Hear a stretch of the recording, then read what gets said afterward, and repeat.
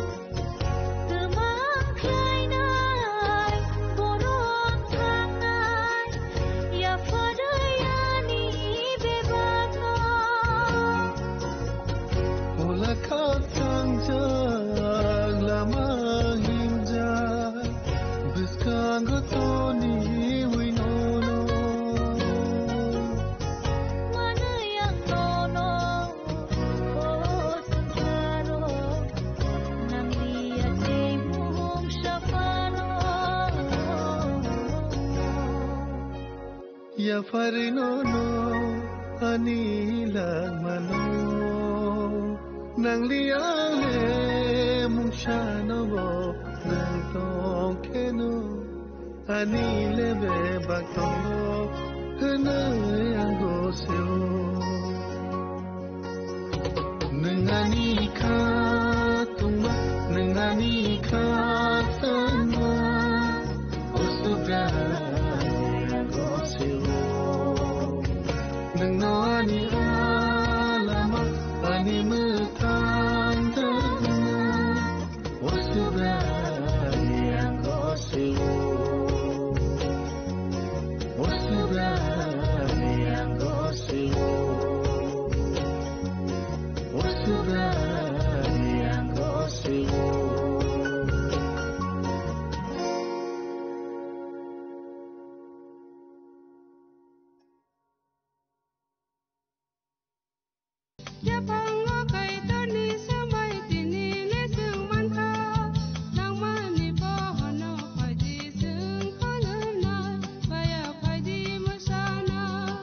kok naya borok ni langmawo hamsa mengkeri simia mas ma komor nai kok khanai borok ni langmawo khe hamsa mengphainai simia ayo kolok bo nai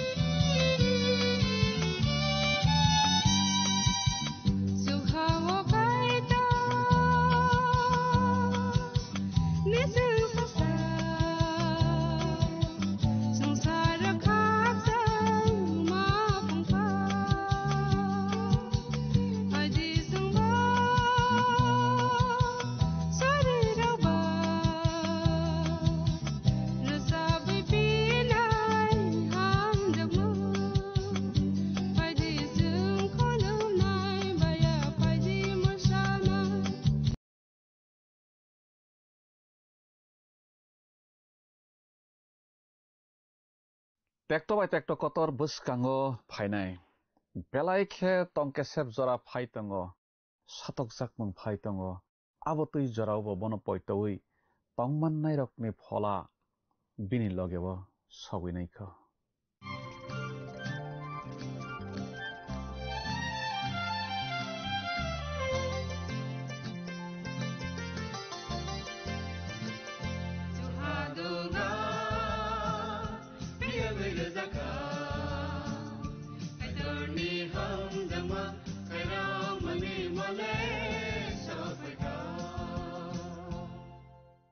Pandani pelawo olang mani khorang panda nai tena jotto khapani takuktei bukuk sona ang haina hai habjang matei chibai rawi tinini pandawo lam sogjafio narokno jotton belake hambai kaitoni kok thairakno opandani bising tui khana regei srang regei tangmani bagui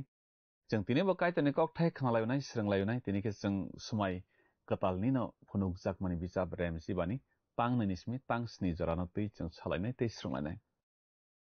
yabrini tongmung tongnai hayung naikol phangni yago chen ya hanoi phainai borok rok borok kaitoni buskango kathar mamang engphaibainai kesung mamang engphaibainai yabrini tongmung tongnai borokno borom riyarok se a borok rok kristoni ganao sokphaibainai a kaplai engnai rok bini thanio khorok bomlia saboni thani yabrini tongmung hai tongnai borokni thani borok kaitono loblainai pai playa buskangni salno manoi borok tongthogui loblaibainai yokmung manma resapmung afro borok katal resaplaibainai koplai khe phainai rok resaplaibainai Kristo mathangma bagui bo Kristo no lobui resaplaibainai phaide okok thaino tui jeng tabo kaham ke salainai sranglainai khnalainai tamo khe resapmung tangsa sagang khanai bokhana tiar khlaina laigrana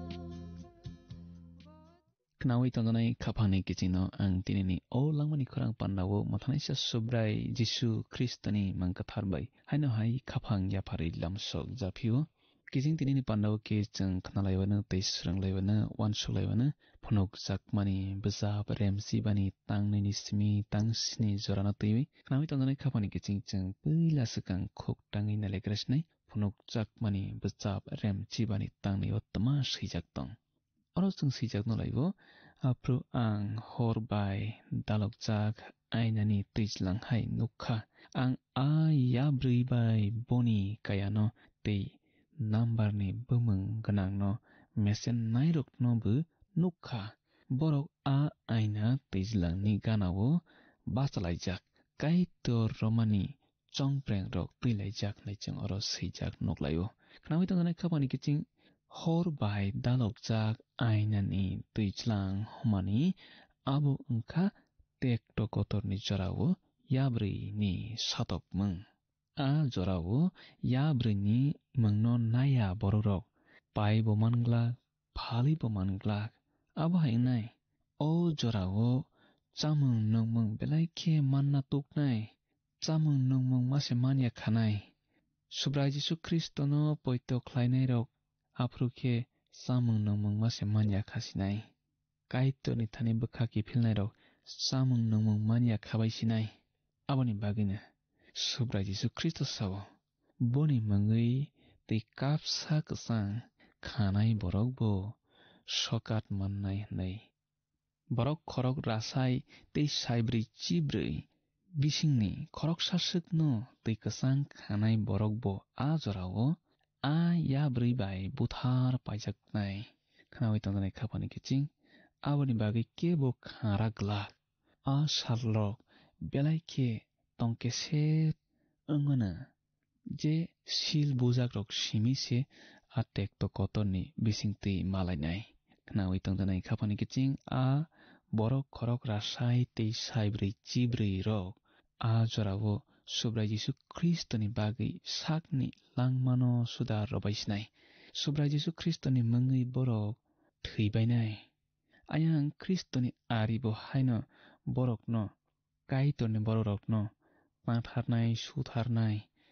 yotharnai toktarnai theiyasak jora borok soilangbainai sebarok male a borok khorok rasai tei saibri chibrui borok rok subrai Jisu Kristoni bagui subrai Jisu Kristoni mungui jeng nuklaikha a borok khorok rasai tei saibri chibrui rok jayon hathaio subrai Jisu Kristo bai tonglai baimani khnawi tongnai khapani kicing tekto kotorni jorao kaitoni bagui sakni langma ronai rok satok jakmungni horni bisingtui malai baijanai rok borok malai bai phano borokni rwchapmungno borok poklai glak kaitorni chongpreng borokni yago tongo phia bwskangni bwtangrogo jeng nuklainai borok rwchaplaiwi mano tei rwbo rwchaplaio khnawi tongjanai khapangni kicing jeng tekto kotoro matonglaiya mabo matonglak sbarok malai jeng subrai Jisu Kristono poito khlainai rok haifano se bwkhao khep khep khe jeng jebro phano tekto manlai tonglaio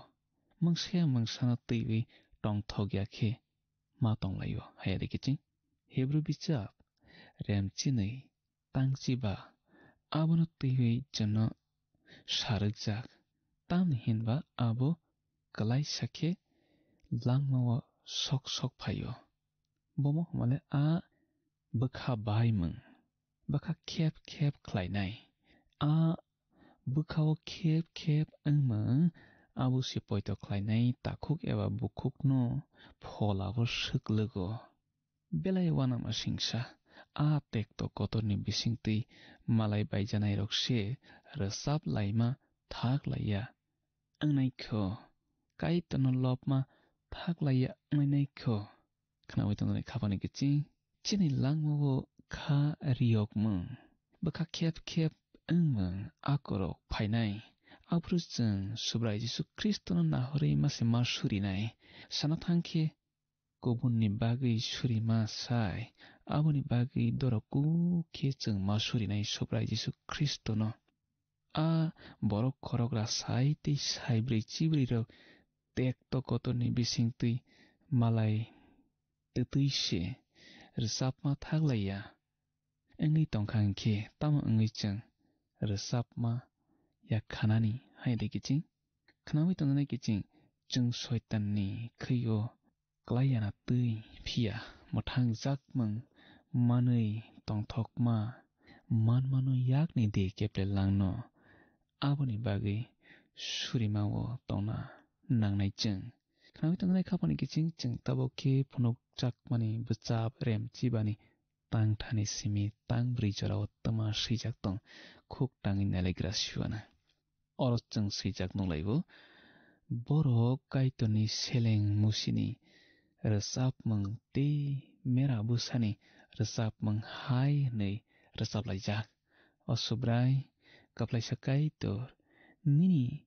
samangrok busu kotor busu wanama singsa o bebak dofani bugra nini lama busu kepleng busu kebai osubrai nono sabo kiriangnai nang simise kathar bebak dofana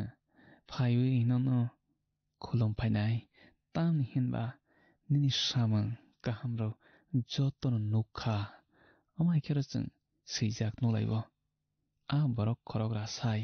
te saibri chibri borok kaitor no lobi resaplai mani resapmung botang ongkhor mung bichap remchi mani tangsani simi tangnai jisa te upila bichap rem tham chinini tangsani simi tangbri chi thawo musini resapmung cheng noklaibo a resapmung tangna neine kaitorni phiyokmung mothangmung te boni kahamna teiwine sawo mera sani resapmung ongkha subrai jisu kristo phiyok naisa nei lobi resapmung abono cheng noklaikha phunuk jakmani bchap rembani tangchukoni simi tangchini jarao angnono sanamu chung phiyo kiching o phunuk jakmani bujap ongkha subrai jisu kristo no teiwi swijak chini nahormung subrai jisu kristo o simise ongthai bo se bebak no naikoli tongo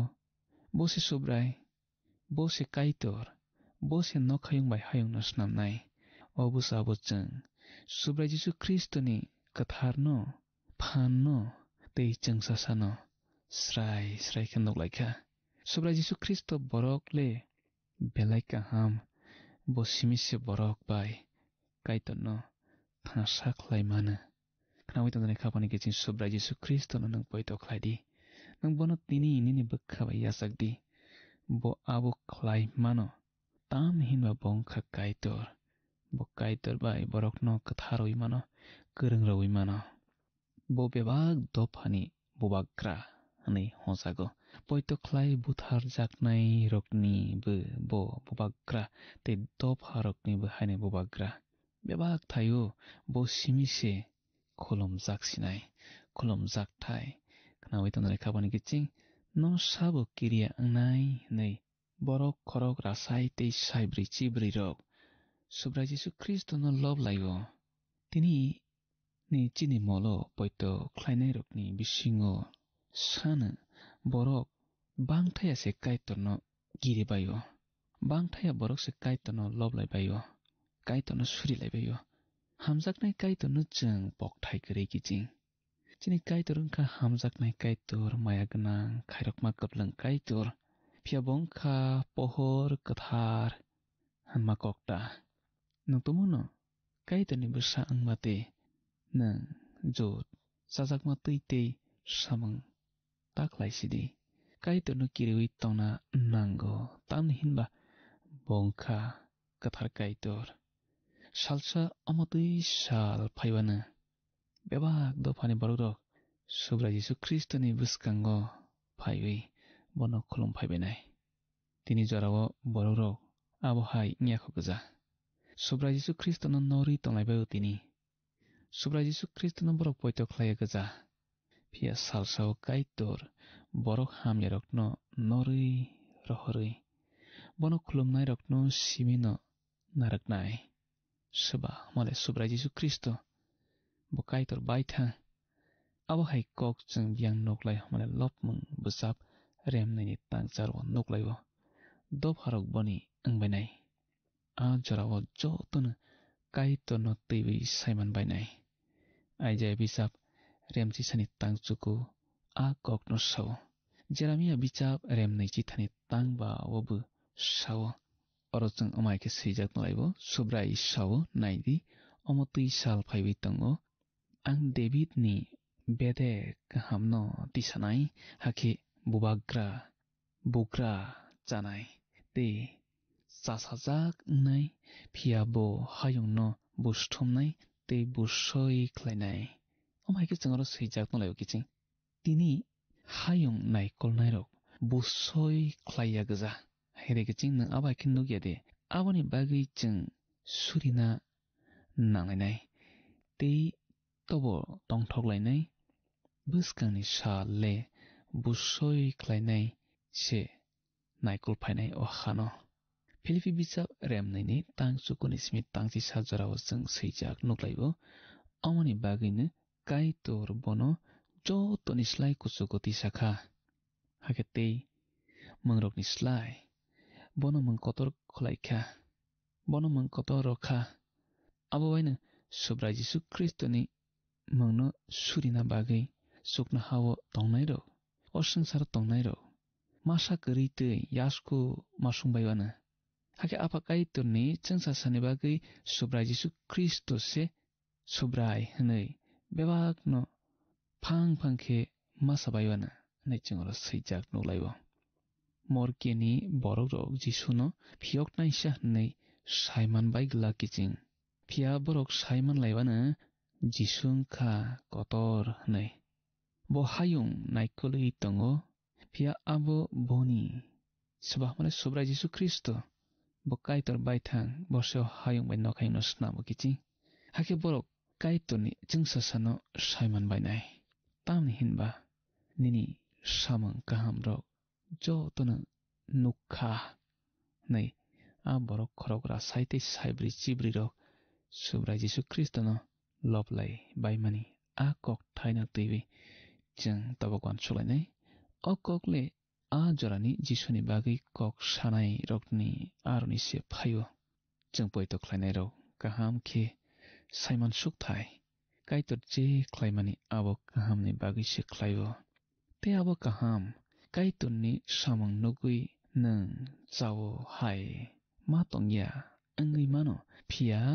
kaitorni samangno saya nei nang wansukhe abo nangse saya angnai kaitorya lopmung busapno seinai sa samano cheng rem snini tangsuku remchi sani tangsni tei rem rasa kaisnini tangsa tangbrichi nei rogo noklayo phunuk jakmani busap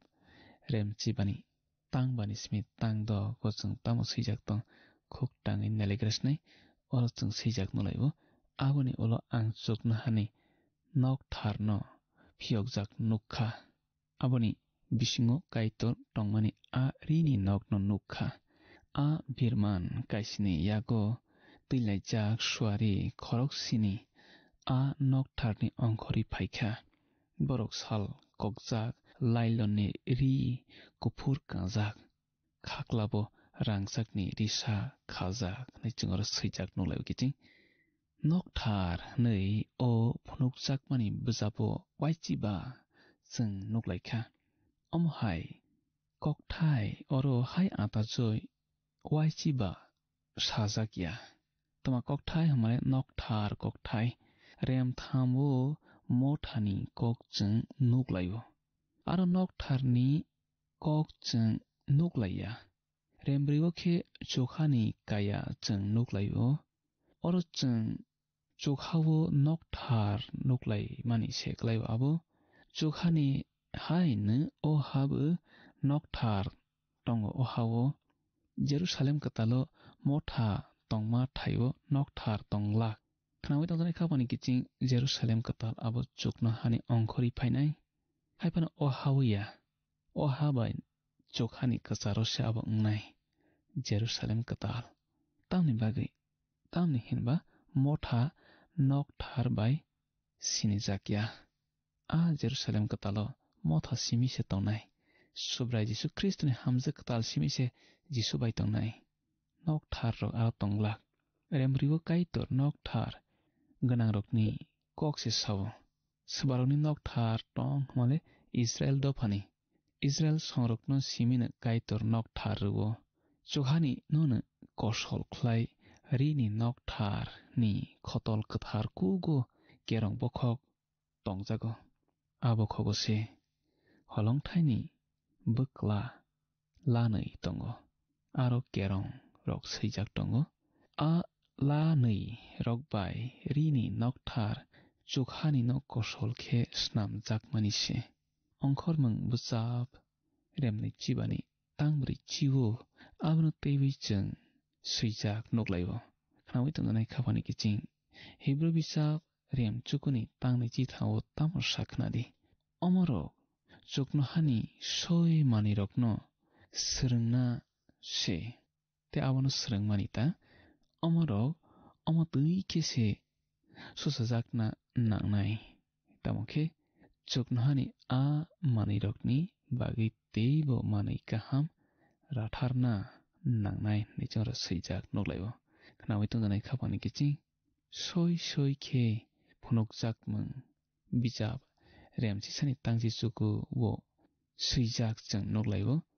chukno hani kaitoni nokthar phiyokjakha hakhe boni noktharo smaini a sonduk nukjakha afru nokha philikha gurum sakha phairang kokha bangla kotor phaikha te belai khe kothor klaikha oro Israel songrok boni smaino teiwi tongya angmano kaitor sajakya angkha bo busthumnai sakango khe chung nuglaikha suari khorok sini bem tammani tabokhe tei khorok sini suari birman kaisini twijak se chung nuglai phiyokha suari rok nokthar ni ongkhorma abo phonukna naibo sana naibo borok khairokmung asuk phang ni ongkholai phailaikha nei phia tabuk kaitor khairok liawi bus hoise khlaisinai bus se thumsinai borok sal kokjak lailonni ri kuphur kajak gja neichung oro seijak noglayo thaisingo khuk tanglaikha chung suari rok lailonni ri kuphur chumjak gja tei kaisa kokmung angkha borok holongthai kaham thakjakno kajak gja borok ochai hai mamang phia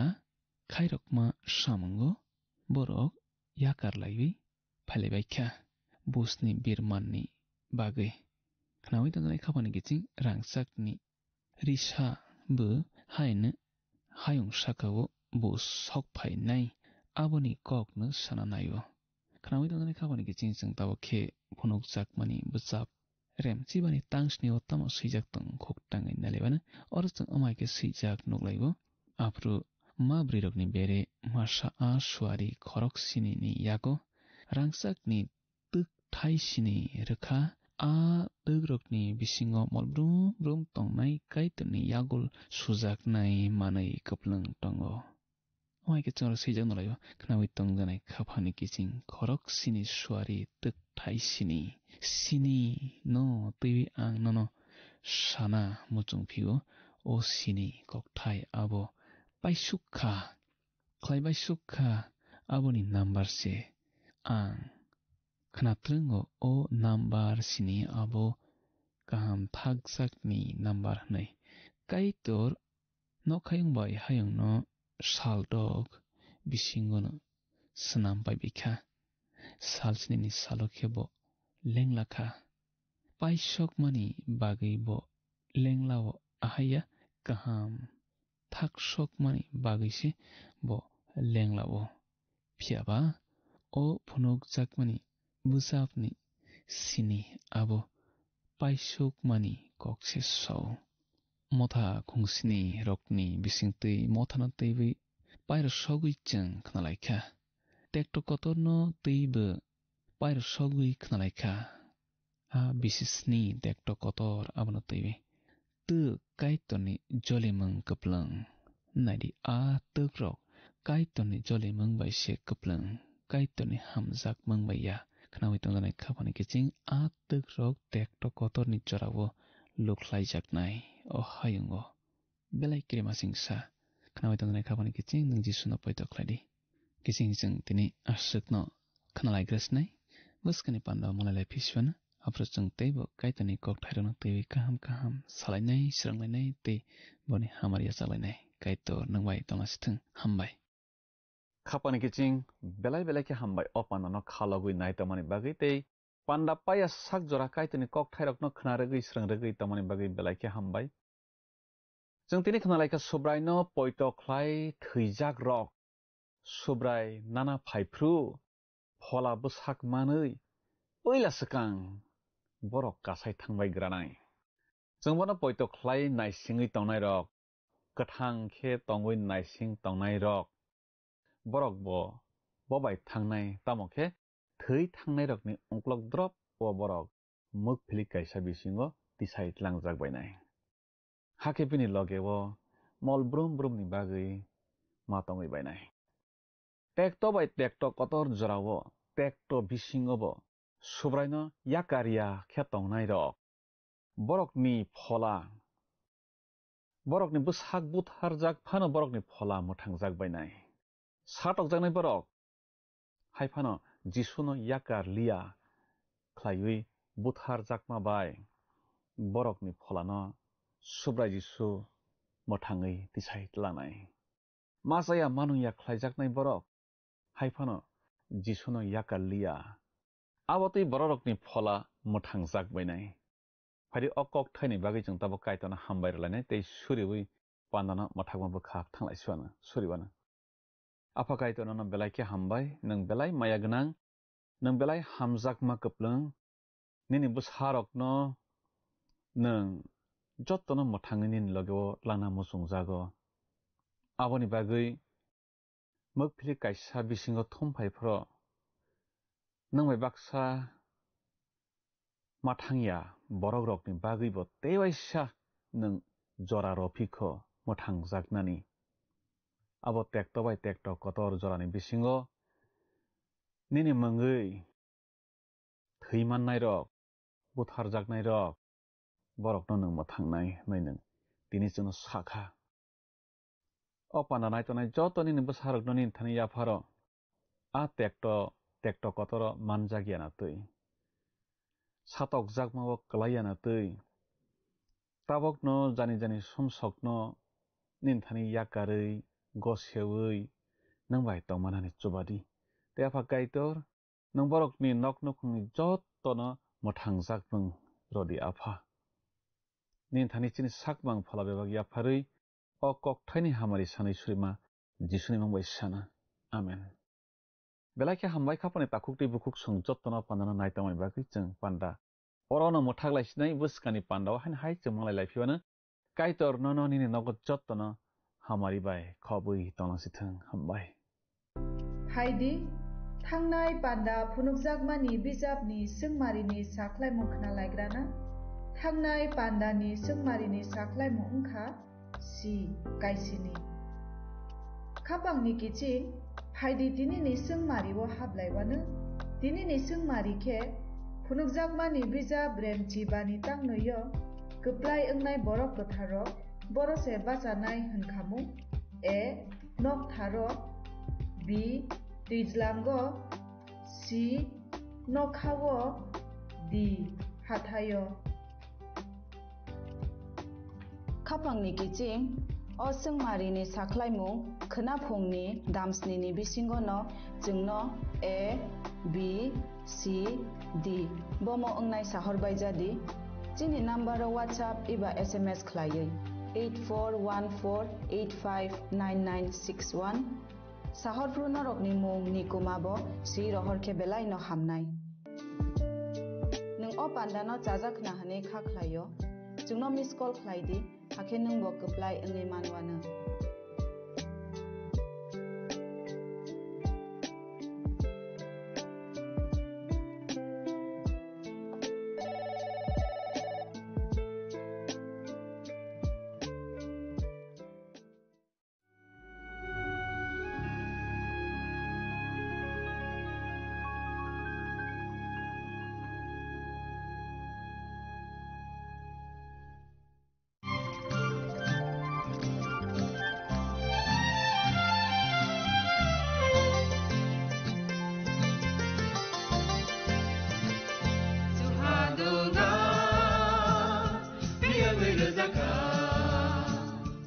जों sak-sakno बै mangkhojakna musung layo muitok thaijagani musung layo elembak sawo kaitani samung thaidi hake borodok kodok maromui kathang tong sak nana muitok thai tongbaibana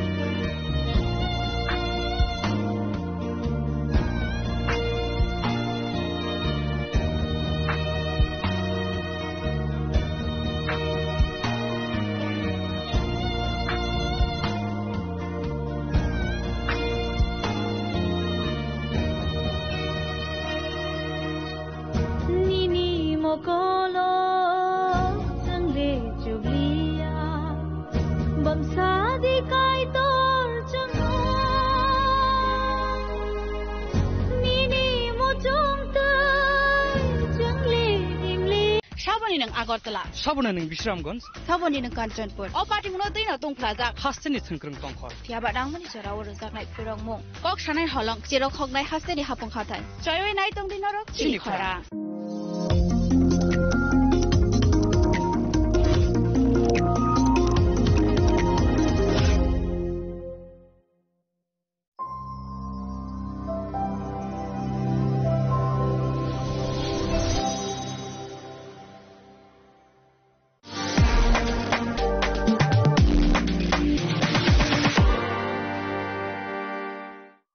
মশলা হাতে নয় চামচে তুলুন লংতরাই গুঁড়ো মশলার প্রতিটি 250 গ্রাম প্যাকেটের সাথে একটি চামচ ফ্রি লংতরাই গুঁড়ো মশলা রান্নায় তোমাকে চাই চিনি লাংমানি যত জরানো বেলাই খেনো নাংকুকমানি চিনি মকল চেং ন জরানো টংথংনা বাগি চুবাও হাইফানো চেং চিনি মকল ন নাইকল না খরওই থাঙ্গো মুইতো নারকদি 90% vision loss চেং জরা জরাও চেকআপ খাইজং মাবাইনো মাথাগে মান Ashwini Netralaya, Norog ni Mokol ni Hamkrai ni Bagay, Shalbubrum no Tong.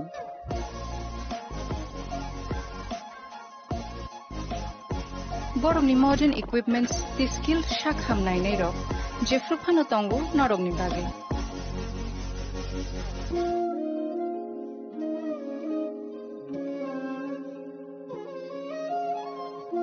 Ashwini Netralaya ni Bakhakte, Oshamatay ni Jotono Khaka Hamya Faru. Hambai. Ashwini Netralaya, better eyes for a better tomorrow.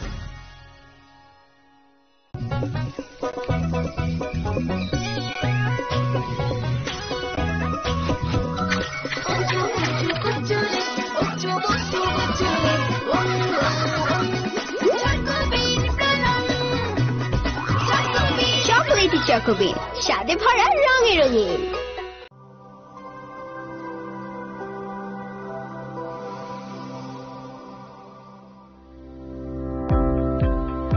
Welcome to the Department of Microbiology and Biotechnology, School of Natural Sciences, Techno India University, Tripura. The department is aligned with NEP 2020 policy. The course curriculum facilitated all students over here to undergo the research-oriented courses, which is aligned with the industry-oriented manner, and all students over here are getting the overall facility of the high-tech, the modern laboratory facilities in this department. All the faculties in the department are expertise in microbiology and biotechnology. They are providing one-to-one mentoring, high-impact research projects to the student, and students in deep learning they are offering, and so that the students can get more industry exposure across the country, and they can settle in the high-tech industry in our country.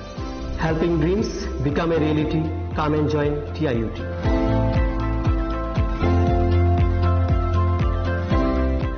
Welcome to ICFA University, a hub of knowledge, innovation, and excellence. Step into a world of endless possibilities and shape your future with us. At ICFA University, Tripura, we are committed to academic brilliance. Our diverse programs are designed to empower students with knowledge, skills, and innovation-driven learning, engineering the future with advanced technology and innovation, shaping tomorrow's legal experts with in-depth knowledge and practical exposure, training compassionate healthcare professionals to make a difference, building future sports professionals and educators. At ICFA University, education goes beyond classrooms. Experience the best of academics, sports, and culture with our vibrant events. Icaria, the state's best cultural extravaganza, with world-class infrastructure, high-speed Wi-Fi, and a tech-enabled campus, we ensure a seamless learning environment. High-speed 2.5 Gbps capacity Wi-Fi 6 coverage across the campus, hostel, and classrooms makes ICFA University Tripura a true Giga campus. Join us and turn your dreams into reality. Your journey towards success